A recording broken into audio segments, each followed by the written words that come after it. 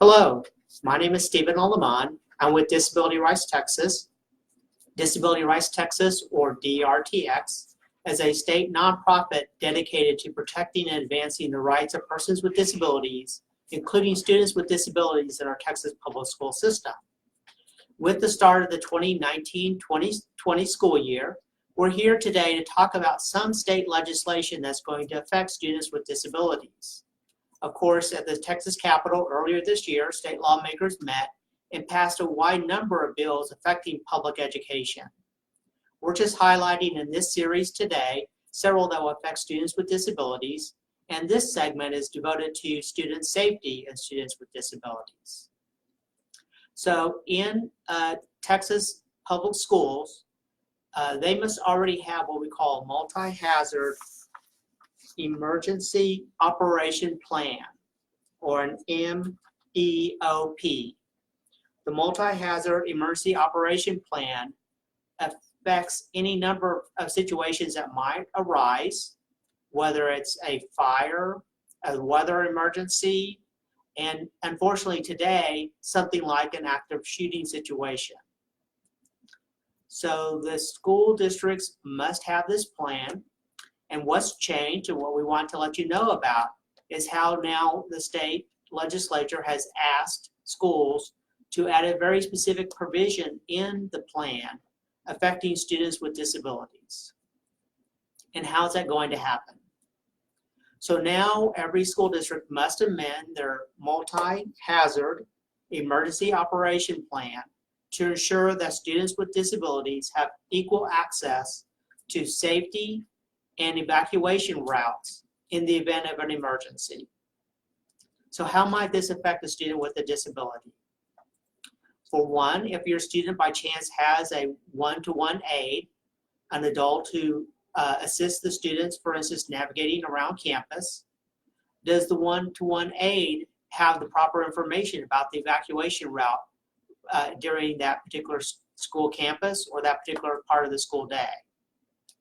If your student perhaps is a student who doesn't respond well to sudden and an urgent change of practice, such as perhaps a student with autism who has relied very heavily on a set routine or set schedule, how has the IEP team, or what we call in Texas the Admission Review and Dismissal Committee team, considered the potential impact of an evacuation on that student? Finally, and of course, obviously, students who have physical impairments that might limit their ability to quickly evacuate a building, regardless of the emergency, what accommodations are being put into place to perhaps physically assist them evacuate the structure? And does the school district have the right equipment on hand, if need be, such as a crash chair or some other type of mechanism, if needed, to swiftly move a student with a disability out of a structure? So these are some of the considerations that will now need to be addressed in the multi-hazard emergency operation plan.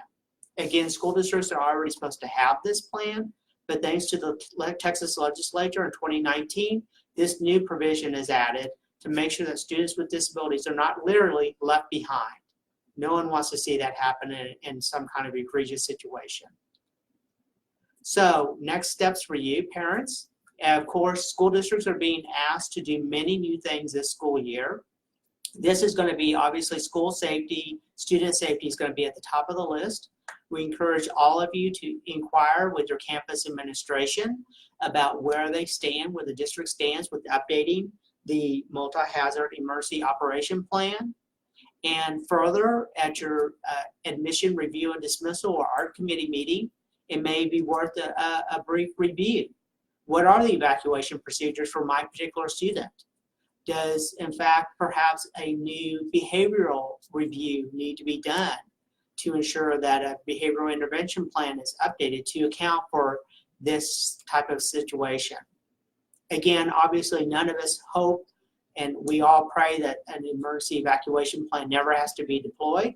But the reality in Texas, just with regard to weather emergencies alone, we know that at some point, Texas public education is going to be affected by some sort of urgent situation that may require students to be removed from a facility very, very quickly.